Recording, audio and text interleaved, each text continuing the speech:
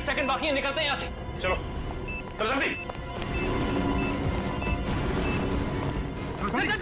चलिए। मैं मेरी मीना को ऐसा छोड़ के नहीं जा सकता। मीना, मीना, अरे रुक जा, मर जाएगा।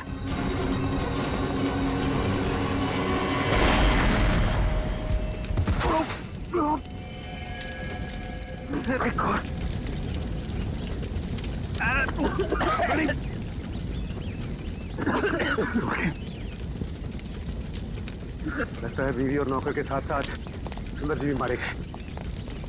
सर आप लोग ठीक तो हैं सर? हाँ हम सब ठीक है। उस खूनी का क्या हुआ? सर वो निकल गया। निकल गया? वाह, मतलब तुम लोग समझ पाने से पहले ही ब्लास्ट हो गया। वो आदमी तुम्हारे हाथ से निकला और ब्लास्ट पे मर गया। वाह। हाँ सर वो सुंदर की पत्नी और नौकर को तो पहले ही मार चुका था। बस वो यही चाहता था कि सुंदर भी मर जाए और हम ये केस बंद करते हैं। सचिन, तुम्हारे कहने का मतलब है कि सुंदर असली सीरियल किलर नहीं है? नहीं सर उस किलर को हमने भागते हुए देखा सर। हम लोग उसे पकड़ नहीं पाए। सर एक बात और, जब वो भाग रहा था तो अपने कंधे को बार बार झटक रहा था सर। असली किलर भागते हुए कंधे झटक रहा था। सुंदर असली किलर नहीं है तो फिर ये असली त्रिकोण का अनुकरण करने वाला, उसकी कॉपी करने वाला त्रिकोण अनुकरण, ये जो भी कोई है जो हमें फंसाने की, गुमराह करने की कोशिश कर रहा है, इससे तो अब हम उसी की खुद के ही जाल में फंसा देंगे। हेलो, एक और खून? लेखक कुशल। ठीक है माता। लेखक कुशल का खून? ये त्रिकोण अनुकरण तो खून पे खून किए जा रहा है। लेकिन सर ये त्रिकोण अनुकरण एक के बाद एक लेखकों को ही क्यों मार रहा है? वही तो फ्रेडी, वही तो 3 लेखकों को मार चुका है ये त्रिकोण अनुकरण। जरूर इसके पीछे कोई ना कोई राज है, कोई ना कोई राज है जो असली त्रिकोण हमसे छुपा रहा है। सुंदर बॉम्ब ब्लास्ट में मारा गया? हाँ, और उसके बाद एक और लेखक कुशल का भी खून हो गया। अभी तो आप कह रहे थे कि सुंदर ही वो नकलची खूनी है। अगर सुंदर मारा गया तो फिर कुशल को किसने मारा? बंद करो ये ड्रामा, समझे? सुंदर के घर के बाहर जो मुजरिम भाग रहा था वो भी अपने कंधे को वैसे ही झटक रहा है जैसे तू झटक रहा है भाई। अब ये बताओ कि तुम इस जेल से बाहर जाते कैसे हो? हाँ, राज क्या है इसके पीछे? साहब कैसी बातें करते हैं आप? हैं आम जेल से कैदी का भागना इतना मुश्किल है तो फिर आपको लगता है कि मैं इस खास जेल से इतनी पहरेदारी होने के बावजूद भाग सकता हूँ? तुम्हारे अनाथालय वाले कमरे में सुंदर के अलावा कोई और नहीं रहा था, तो वो डायरी किसी और ने कैसे पढ़ी? किसी ने वो डायरी पढ़ी या नहीं पढ़ी ये मुझे नहीं मालूम है, लेकिन मेरी डायरी में अगला नाम उस कुशल का था जिसे मैं मारना चाहता था। मतलब उस लिस्ट में किस किस के नाम है तुम्हें अभी भी याद है? जी मेरे पास लिस्ट है, आप चाहें तो मैं उसकी एक कॉपी दे सकता हूँ।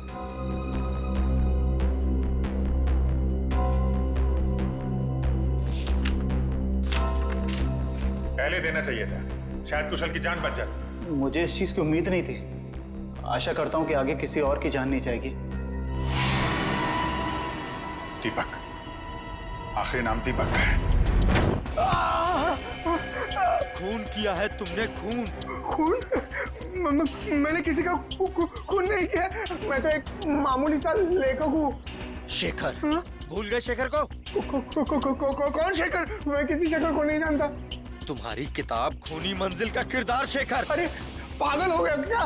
वो कोई असली में शेखर इंसान थोड़ी ना है। वो तो मेरी कहानी का एक कैरेक्टर है, मेरा पात्र है वो।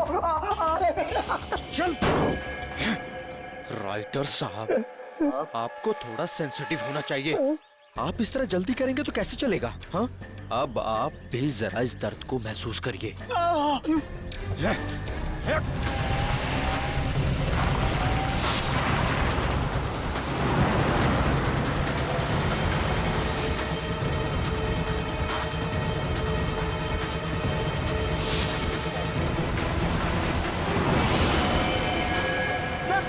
सर दीपक का उस गाड़ी में।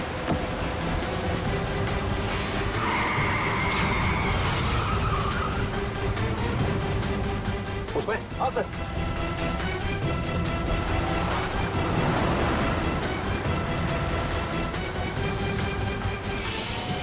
आज ये नकलची लंगूर हमारे हाथ से बचेंगे नहीं।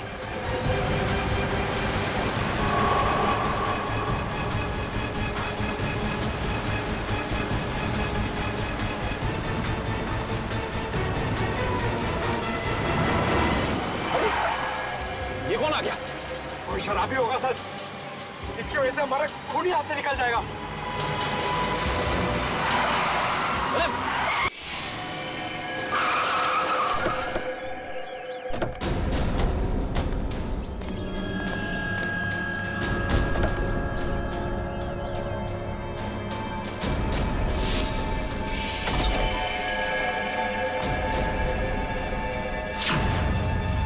इनका तो बहुत खून भरा है सर। वो फोटोज कैसी है? फोटोज एक सेकंड।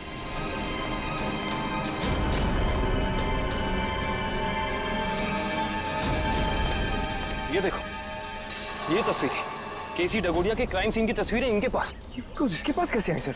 ये कोई जर्नलिस्ट या रिपोर्टर तो नहीं? जर्नलिस्ट को तो वहां अंदर आना अलाउ नहीं किया था सर इसका मतलब ये हमारे पहुंचने से पहले वहां पहुंच गई थी।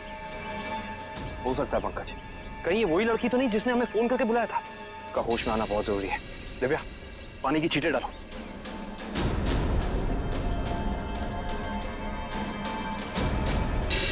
मैडम आप ठीक तो हैं? आप ठीक तो है ना? हाँ मैं ठीक हूँ। हम लोग सीआईडी से हैं। ये तस्वीरें आपके पास कहाँ से आई?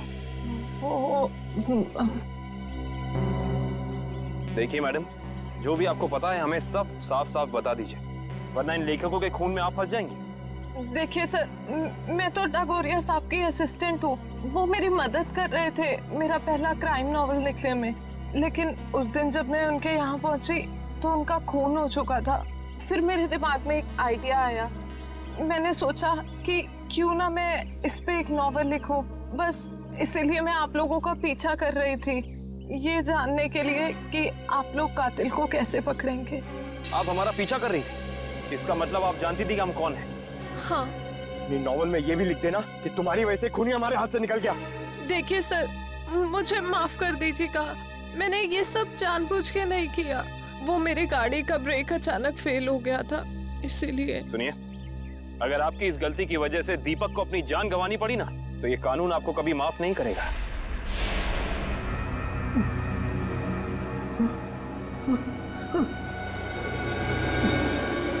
मुझे छोड़ दो प्लीज, प्लीज मुझे यहाँ से जाने दो। जाने ही तो दे रहा हूं तुझे। बहुत जल्द तू भी शेखर के पास पहुंच जाएगा।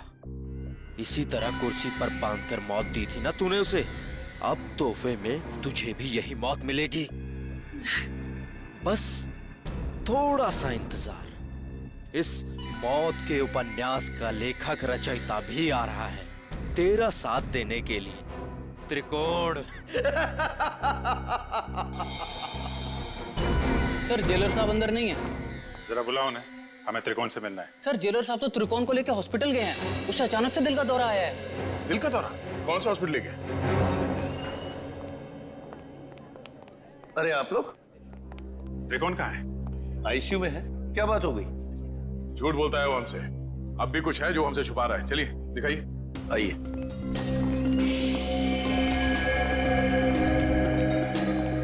कहाँ है ये त्रिकोण? कहाँ है? अभी तो यही था, कहाँ चला गया? सर कहीं वो हॉस्पिटल से भाग तो नहीं गया दीपक को मारने के लिए? भाग कैसे सकता है? यहाँ कौन था? कौन वार्ड बॉय था यहाँ पे? सर मकरंद था। ये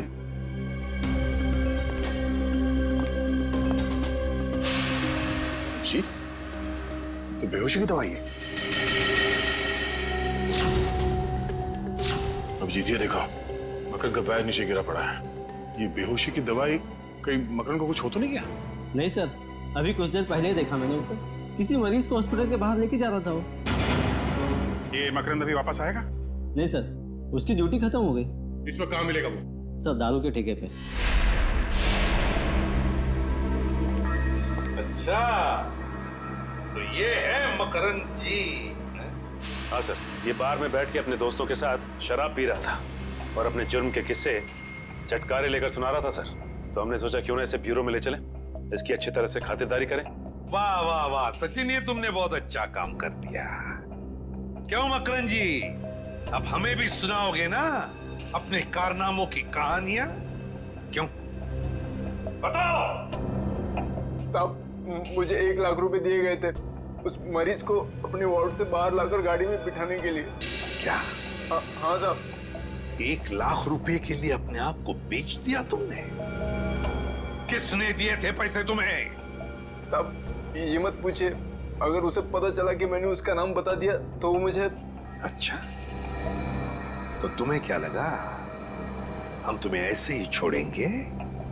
और खातिरदारी करेंगे हम तुम्हारी, ऐसी खातिरदारी कि जिंदगी भर याद रखोगे। क्यों सचिन? बिल्कुल सर। अरे नहीं साहब, इसकी क्या जरूरत है? मैं बताता हूँ ना साहब, बताता हूँ मैं। फिर बताओ जल्दी। विक्की, मैंने कहा ना तुमसे, मेरी सारी मीटिंग्स कैंसिल कर दो। हाँ, दिल्ली वाली मीटिंग भी। मैं बहुत ही बड़ी मुसीबत में फंस गया हूँ, मैं घर से बाहर नहीं निकल सकता हूँ। अजीब मुसीबत है, पैसा कम हो तो गरीबी परेशान करती है, और जब पैसे ज्यादा आ जाते हैं तो इनकम टैक्स वाले साथ आते हैं। ये तो अच्छा हुआ मुझे पता चला कि रेड पड़ने वाली है, नहीं तो पता नहीं क्या हो जाता। हाँ, कैसे भी करके सारा पैसा मुझे घर से बाहर लेके जाना है, और उसके बाद मैं शहर से कहीं दूर छुट्टियां मनाने चला जाऊंगा। ठीक है, मैं बाद में तुमसे बात करता हूं।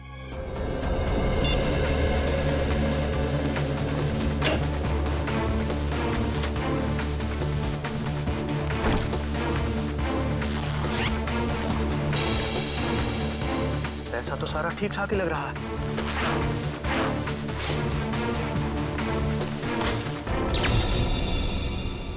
अरे ये लाइट कैसे चली गई? ऐसे तो कभी जाती नहीं है लाइट।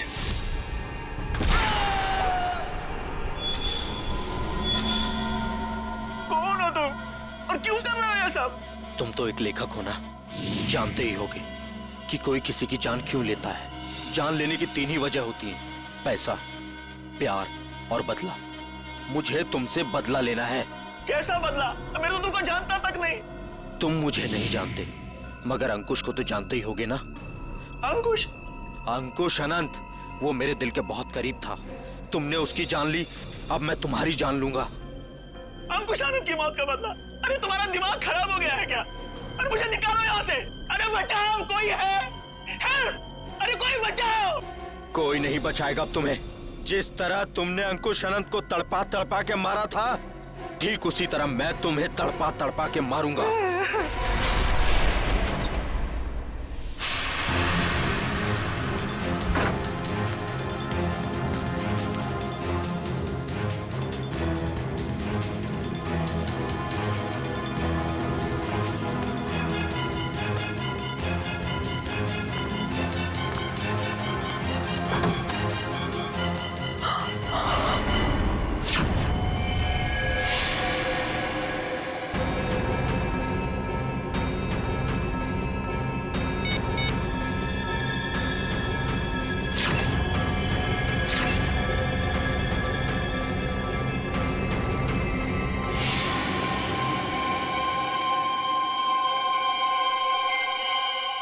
ये क्या है? चाकू।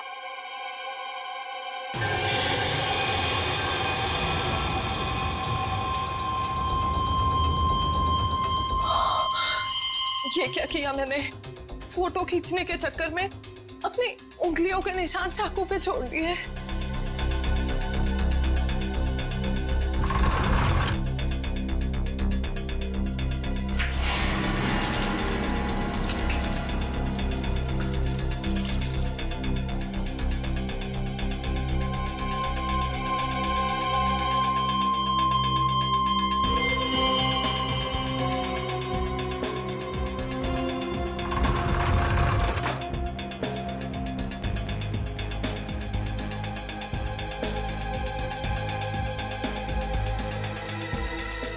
अभी बाहर के पब्लिक फोन से सीआईडी को फोन कर देती हूँ।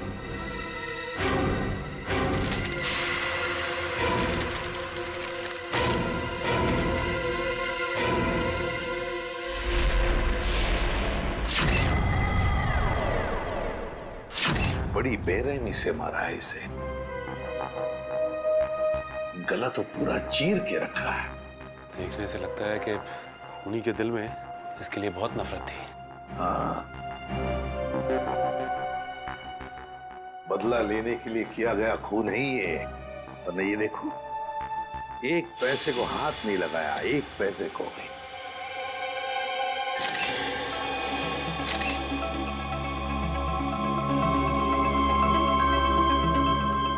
सर, हाँ सर ये देखिए, ये चाकू वहाँ बेड के पास पड़ा हुआ था। सर इस चाकू पे तो जरा भी खून नहीं लगा हुआ है, बिल्कुल साफ है। श्रेया, स्प्रे मार के देखो जरा। सर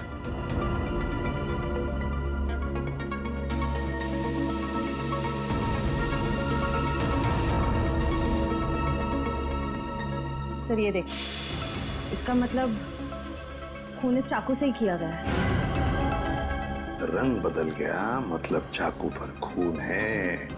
खून इसी चाकू से किया गया है। सर एक बात समझ में नहीं आ रही, खूनी ने चाकू को साफ करके यहीं क्यों छोड़ दिया? वो इसे अपने साथ भी तो ले जा सकता था।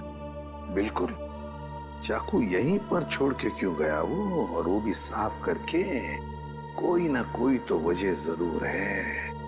सर, हाँ दगोड़िया जी का मैनेजर आ गया। आ गया? जी सर। ठीक है सचिन, बॉडी को फॉरेंसिक लैब भेजने का बंदोबस्त करो। अच्छा, इस मैनेजर से मिलता हूँ।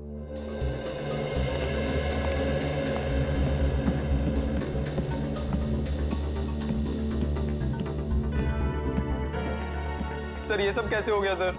मुझे यकीन नहीं हो रहा है सर। सर कल रात को ही तो मेरी दगोड़िया सर से फोन पे बात हुई थी, तब तो सब ठीक था। दगोड़िया जी का किसी के साथ कोई झगड़ा वगड़ा था? कोई दुश्मनी थी? नहीं सर, जहां तक मुझे याद है ऐसा कभी उन्होंने कोई जिक्र नहीं किया। एक लड़की ने हमें फोन किया था, वो कहाँ है? सर लड़की ने? हाँ।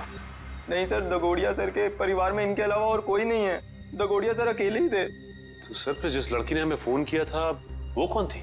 सर कहीं वही लड़की खूनी तो नहीं थी? नहीं श्रेया, लड़की खूनी नहीं हो सकती। लाश को उठा के ऊपर लटकाना कोई आसान काम नहीं है, ये कोई लड़की नहीं कर सकती। सर एक और बात समझ में नहीं आ रही, लड़की हमें इन्फॉर्म करने के बाद कि खून हुआ है यहाँ पे, खुद कैसे गायब हो गई? डर गई होगी और शायद इसीलिए उसने लैंडलाइन से, मेरा मतलब है पीसीओ से, हमें फोन किया होगा। ऊपर जो पैसों से भरी बैग है, क्या जानते हैं आप उस पैसे वाले बैग के बारे में? दरअसल दगोड़िया सर कल काफी परेशान थे। एक्चुअली उन्हें पता चला था कि उनके घर में इनकम टैक्स की रेड पड़ने वाली है, और इसीलिए उन्होंने अपनी सारी मीटिंग्स भी कैंसिल करवा दी थी। अच्छा, तो शायद इसीलिए पैसे ठिकाने लगाने के प्लानिंग में लगे होंगे दगोड़िया जी। और बस उसी वक्त खूनी आ गया और दगोड़िया जी का काम तमाम कर दिया।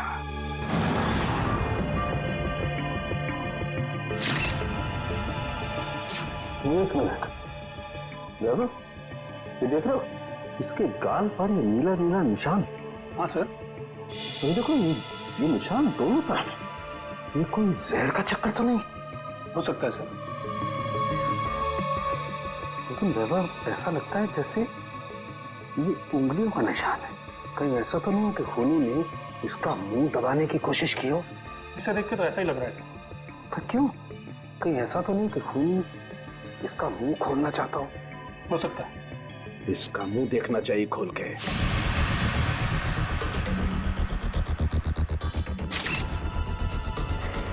जरा फोर्स देना।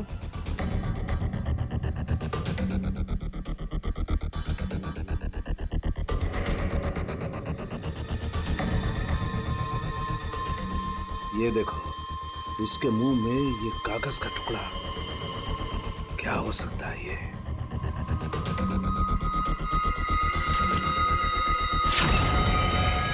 अंकुश आनंद, ये किसका नाम हो सकता है? खूनी अपना नाम लिख करके तो कागज का टुकड़ा इसके मुंह में डालेगा नहीं। नहीं सर। फिर ये चक्कर क्या है?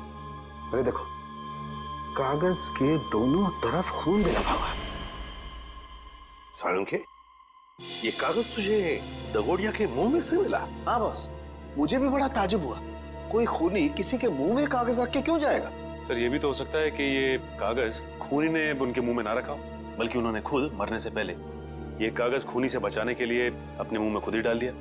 हाँ सर, हो सकता है उनकी मौत इस कागज की वजह से ही हुई हो सकता है वो ना चाहते हो कि ये कागज खूनी के हाथ लग जाए, इसीलिए उन्होंने इस कागज को अपने मुंह में छुपा लिया।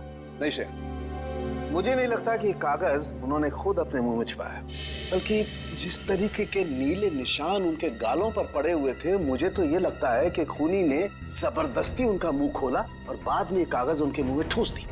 साळुंखे, खून से सने कागज पर लिखा अंकुश आनंद। ये जो खून है, क्या दगोड़िया के मुंह के अंदर कोई चोट के निशान या फिर कोई खून था? नहीं बॉस, लाश के मुंह में किसी किस्म का कोई जख्म या कोई चोट का निशान नहीं था। मुझे लगता है कि खूनी ने पहले दगोड़िया साहब को मारा और उसके बाद ये कागज उनके मुंह में रख दिया। ये जो खून लगा है कागज पे, ये खूनी का है? नहीं सचिन, ये खून दगोड़िया साहब का है, मैंने चेक कर लिया बॉस। सर, हाँ, इंटरनेट पे ये नाम सर्च किया मैंने, अंकुश आनंद। इस नाम के 2 लोग हैं सर, एक है चेन्नई में और दूसरा नासिक में। पता लगाओ इन दोनों के बारे में। इन दोनों में से एक का संबंध तो जरूर होगा, इस दगोड़िया के साथ जरूर होगा। हेलो, हाँ, कहाँ पे? ठीक है, हम लोग पहुंचते हैं। सर, एक और खून हो गया है, लेखक मुकेश कुमार का। लेखक मुकेश कुमार? मतलब एक और लेखक का खून? तो फिर जरूर इस मुकेश कुमार और दगोड़िया के खून में कोई ना कोई संबंध है, कोई ना कोई संबंध जरूर है।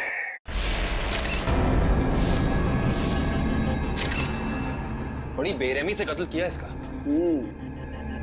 सलोंके सर, ये ग्लास बॉक्स एयर टाइट ही है ना? हाँ काविन, किसी ने इस बेचारे को इस ग्लास बॉक्स में जबरदस्ती बंद कर दिया, और क्योंकि ये ग्लास बॉक्स एयर टाइट बंद है, इसलिए इस बेचारे को बिल्कुल हवा नहीं मिली, और ऑक्सीजन नहीं मिलने के कारण इस बेचारे का दम घुट गया और ये मर गया। हाँ सर, ये इसके हाथ पे लगे हुए जख्म, ये नाखूनों का निशान और इस पे लगा खून तो यही बताता है कि इन्होंने अपने आप को बचाने की बहुत कोशिश की। एक काम करते हैं, पहले इस लाश को बाहर निकालते हैं। Yes sir.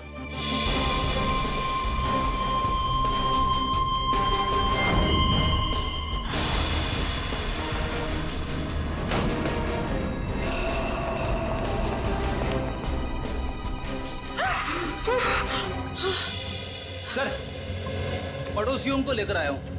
इन्होंने देखा है खूनी को अंदर आते हुए।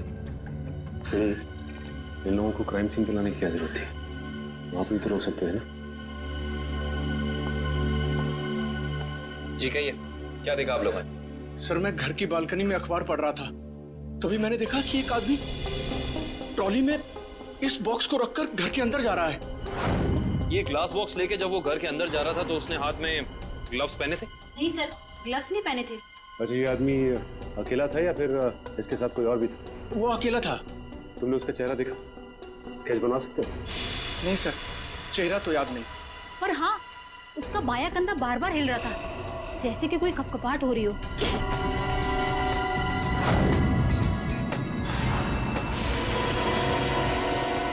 Cabin, yes sir. एक मिनट।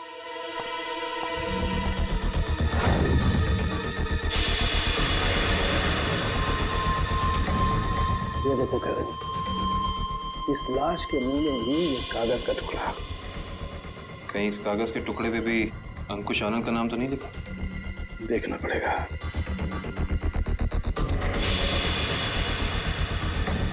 इस पे तो रिजू कालिया लिखा हुआ। रिजू कालिया? ये तो रिजू कालिया इनकी किताब का ही एक किरदार है, और उसकी भी मौत कहानी में बिल्कुल इसी तरह से हुई थी, दम घुटने की वजह से। इसका मतलब ये अंकुश आनंद, ये भी दगोड़िया की किसी किताब का किरदार है, और ये सारा का सारा काम सीरियल किलर का है, तो एक के बाद एक लेखकों को बिल्कुल उसी तरह से मार रहा है जैसे कि लेखक अपनी कहानी में किरदार को मारता है। ऐसे ही लगता है। सलोंके सर, ये ग्लास बॉक्स पे कोई फिंगरप्रिंट्स मिले अभी तक कि नहीं? अभी कागज ढूंढा यार, फिंगरप्रिंट्स अभी ढूंढना बाकी है।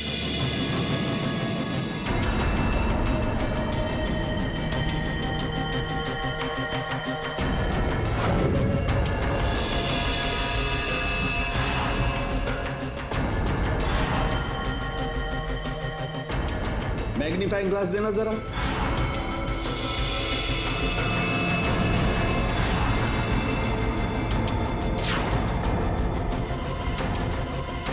ये कैसे निशान है? कैसे निशान मतलब? डैडी, मैंने अपनी पूरी जिंदगी में उंगलियों के निशानों पर अंग्रेजी के अक्षर छपे हुए नहीं देखे। उंगलियों के निशानों पे अंग्रेजी के अक्षर? हाँ काविन, देखा था। पूरा ग्लास दे। ये लीजिए।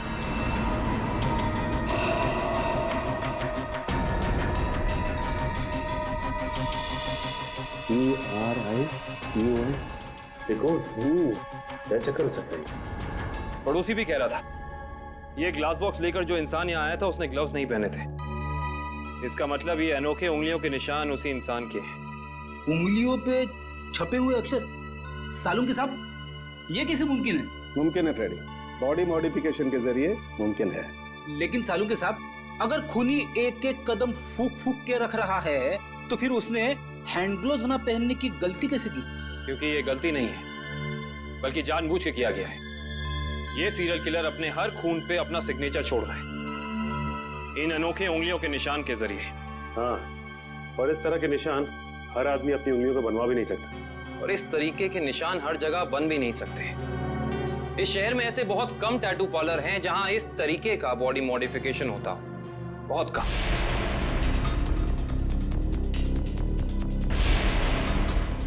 यस, ये बॉडी मॉडिफिकेशन आपने किया है? No sir. क्या आपने बनाया?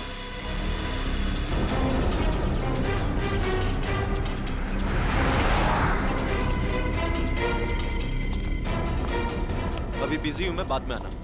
हम भी बहुत बिजी रहने वाले लोग हैं, बाद में आने का वक्त नहीं है हमारे पास। बिना अपॉइंटमेंट के आ रहे हो? मैं तुम्हारा टैटू नहीं बनाऊंगा। सीआईडी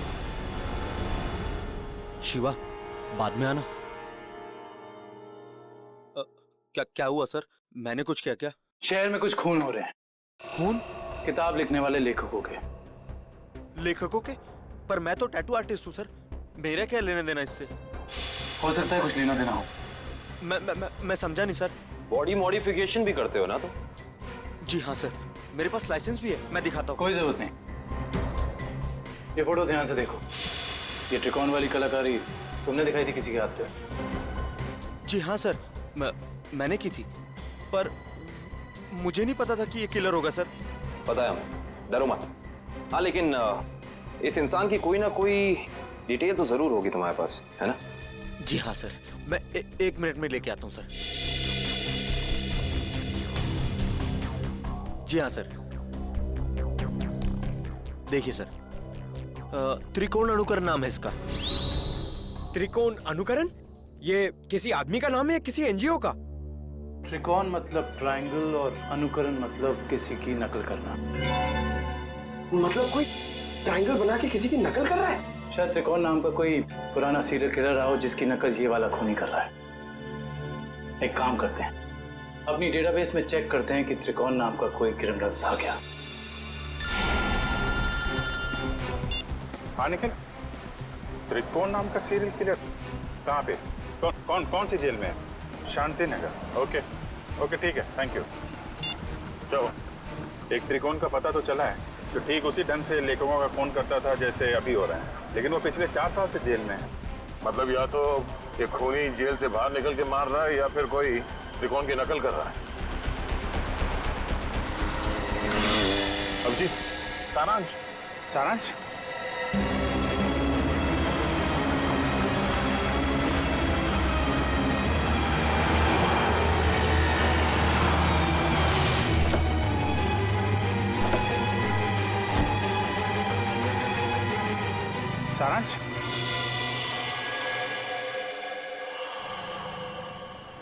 नहीं अंकल, मैं तो अभिषेक हूँ।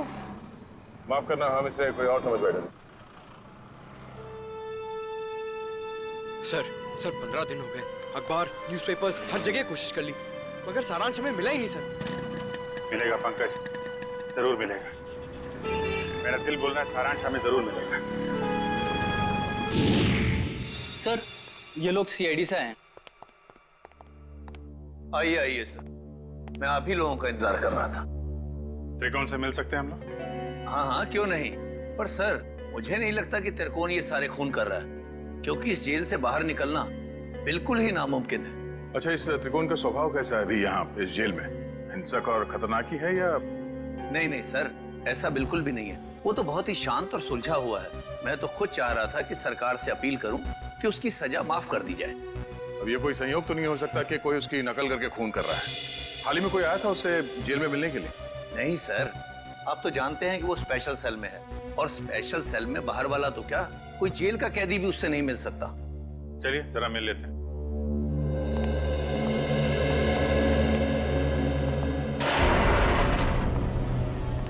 त्रिकोण, देखो तुम्हारे लिए आज कितने खुशी का दिन है। इतने सालों के बाद तुमसे सीआईडी वाले मिलने आए। क्या बात है जेलर साहब, आज आपका कानून मुझ पे इतना मेहरबान क्यों है? मेहरबान नहीं हुआ, बस ये समझ लो कि तुमसे ये पूछने आए कि जेल में बैठे बैठे तुमने दोबारा खून करना कैसे शुरू कर दिया। कमाल है आप लोगों का भी। इतने सालों से मुझे इस जेल में कैद करके रखा है, लेकिन शक करने की आदत आप लोगों की गई नहीं। तो फिर कौन है वो जो बाहर लेखकों के खून कर रहा है ठीक तुम्हारी तरीके से, और तुम्हारी तरीके से कंधे उचकाता है? कौन हो सकता है जो मेरी तरह खून कर रहा है? शायद तुम्हारा कोई परिवार वाला, कोई दोस्त या कोई रिश्तेदार। कोई नहीं है मेरा। बचपन अनाथालय में बीता है और जवानी जुर्म की सड़कों पर। तो तुम ये कहना चाहते हो कि तुम्हारे खून करने के तरीके के बारे में किसी और को मालूम नहीं है? किसी को नहीं। तुम्हें किसी पे शक है? देखो, जो कुछ मालूम है बता दो, शायद हम किसी की जिंदगी बचाने में कामयाब हो जाए। क्या आपकी मदद करने से मेरी सजा कम हो सकती है? वादा नहीं कर सकते, लेकिन अगर तुम्हारी मदद से हम उस नकलची खूनी को पकड़ लेंगे तो दरख्वास्त जरूर करेंगे सरकार से तुम्हारी सजा कम हो जाए। ठीक है, मुझे उम्मीद है कि आप अपने शब्द भविष्य में आगे जरूर याद रखेंगे। मुझे लगता है कि वो मेरे लेखन पढ़ के ठीक उसी तरह खून कर रहा है। तुम्हारा लेखन? हाँ, पढ़ते पढ़ते कभी याद ही नहीं रहा कि मुझे भी लेखन का शौक हो गया है, और मैं लिखने लगा। हर रोज रात को सोने से पहले मैं अपने विचार उस डायरी में व्यक्त करने लगा। मतलब मारने का प्लान, मारने का तरीका, उसका नाम, सब कुछ तुम उस डायरी में लिखते थे? जी हाँ, मुझे लगता है कि वो डायरी उसके हाथ लग गई और वो मेरे विचारों से प्रभावित होकर ठीक उसी तरह जुर्म के रास्ते पर आगे बढ़ चुका है। कहाँ रखी कहाँ थी तुमने वो डायरी? अनाथालय में छोड़ आया हूँ अपने अतीत के वो पन्नों को। जी, मैं सुरेश बोल रहा हूँ, जी के नगर अनाथालय से। वो जो आप बच्चों की किताबें भेजने वाले थे। ठीक है, मैं शाम को आके ले लूंगा। हाँ जी, नमस्ते। कहिए।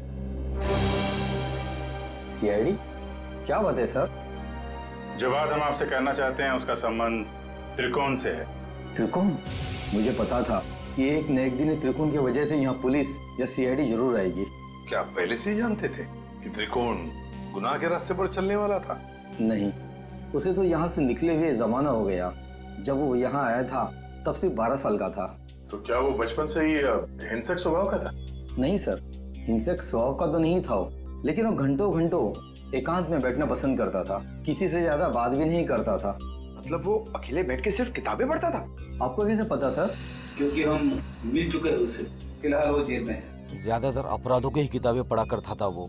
किताबों के पन्नों में डूबकर एक अलग ही दुनिया में चला जाता था। किताबों के किरदारों से बातें करने लगता था कि तुमने खाना खाया या नहीं।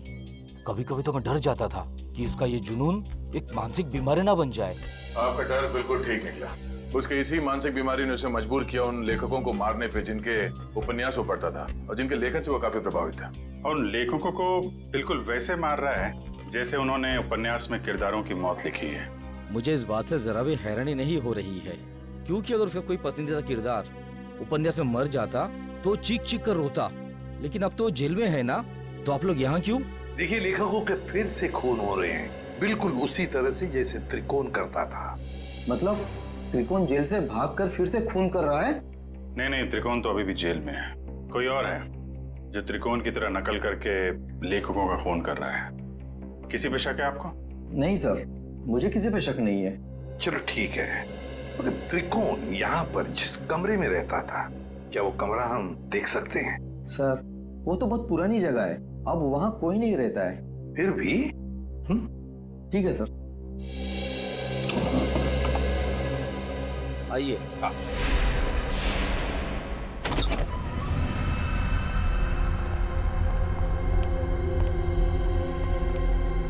तो ये है त्रिकोण का कमरा।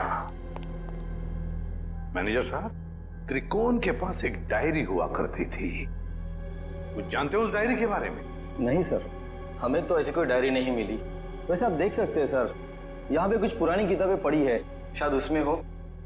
देखो फ्रेंड, किताबों को ऐसे क्यों रखा गया? संभाल के क्यों नहीं रखा?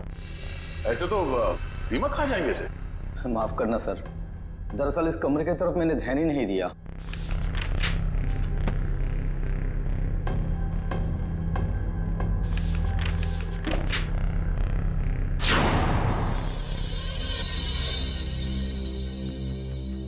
सर डायरी तो दिख नहीं रही। लेकिन मुझे कुछ दिख रहा है सर। क्या? सर ये ईंट देखिए दीवार पे, बिल्कुल अलग है। पूरी दीवार में जितनी ईंट है उससे अलग है।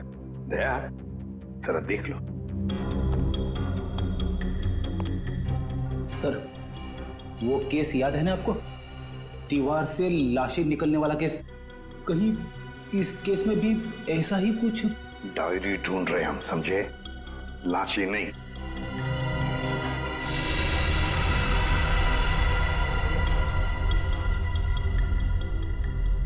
नहीं फ्रेडी, या लाश तो दूर, एक किताब भी नहीं रख सकते हैं। सर फाइल कार्ड है।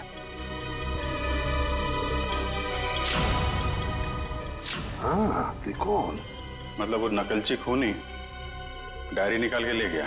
अभिजीत, ये जरूर त्रिकोण के डायरी का कवर है। मतलब यहाँ जो भी आया था वो जानता था कि त्रिकोण ने अपनी डायरी कहाँ छुपा के रखी है। ये यहाँ त्रिकोण के बाद में कोई रहता था? हाँ सर, एक लड़का रहा करता था, सुंदर नाम था उसका। ये सुंदर बाद में भी कभी आया था यहाँ इस कमरे में? हाँ सर, आया था। महीने भर पहले वो मुझसे मिलने आया था और कुछ दिन यहाँ रहा भी हो, अपनी पुरानी यादें ताजा करने के लिए। अच्छा, सुंदर। सुंदर का पता तो होगा ना आपके पास? ढूंढो इस घर को अच्छी तरह से ढूंढो। देखो कहीं छुप कर बैठा है क्या? कोई ना कोई सुराग तो जरूर मिलेगा।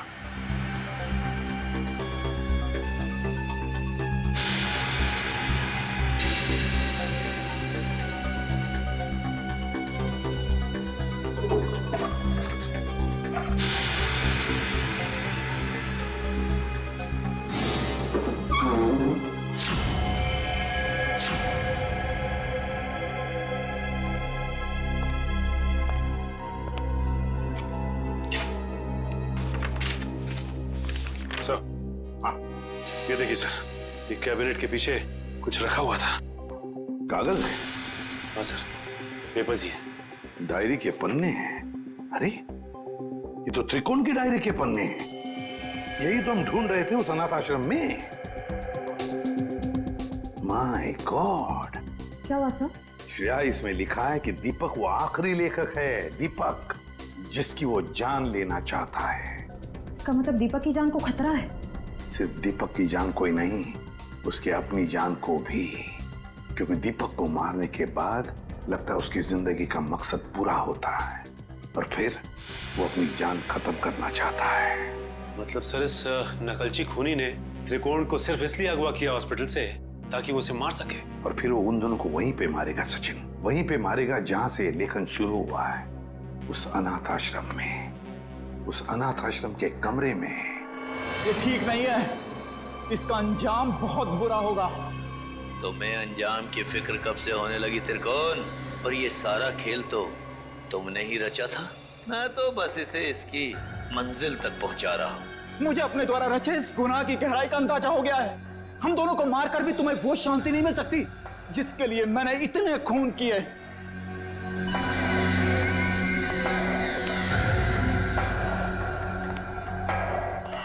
हाँ क्यों नहीं, पर मुझे नहीं लगता कि ये सारे खून त्रिकोण ही कर रहा है।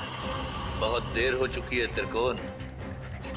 तेरे प्रवचन अब ना तो तेरी जान बचा सकते हैं और ना ही दीपक की। नहीं चला, तुम ऐसा नहीं कर सकते।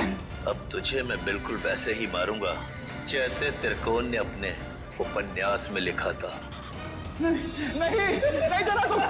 मुझे मत मारो, मुझे जाने दो। बस हो गया तुम्हारा खेल। अब अगर कोई हरकत की ना तुमने तो तेरा वो हाल करेंगे तो सोच भी नहीं सकता। सीआईडी, तो आखिर मेरा भेद खुल ही गया। तो अब तुम लोग मुझे फांसी पर चढ़ाए बिना तो छोड़ोगे नहीं। तो क्यों ना मैं फांसी पर चढ़ने से पहले इन दोनों को मार के अपना मकसद पूरा कर लूं।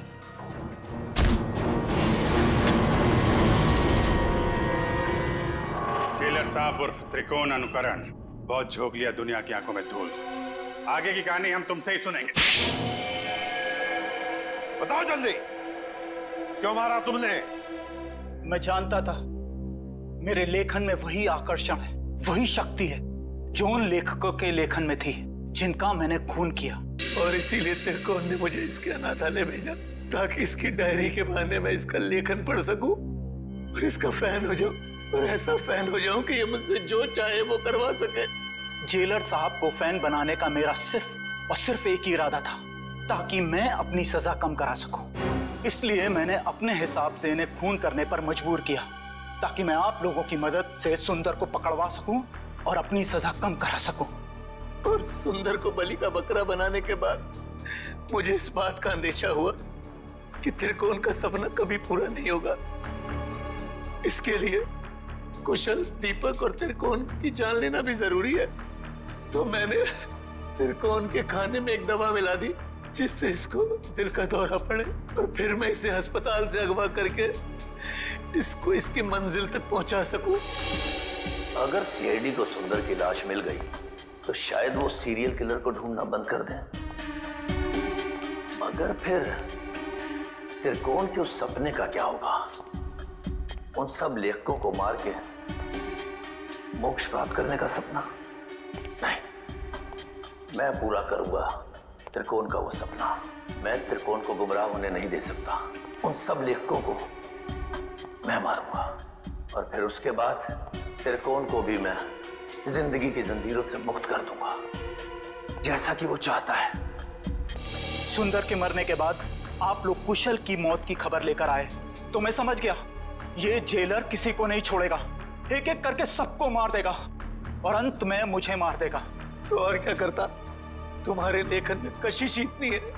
फिर मैं समझ गया अगर मुझे बचना है तो उसका सिर्फ एक ही रास्ता है, सीआईडी को तुम तक पहुंचाना, दीपक के घर। वाह रे वाह, कानून का रखवाला, वाह। और ऐसा घिनौना काम, एक मुजरिम का साथ दिया तुमने। मैं जानता था कि सीआईडी कभी ना कभी पूरा सच जान लेगी, मगर मैं क्या करता? इसके लेखन के आगे मैं बेबस हो गया था, और इसके शब्दों के माया जाल में मैं एक खूनी बन गया, एक सीरियल किलर। चुप! बकवास, बकवास है सब। तुम दोनों ने मिलकर कितने सारे मासूम लोगों की जानें ली। तुम्हें तो जीने का कोई हक ही नहीं। कानून तो तुम दोनों को फांसी ही देगी, फांसी।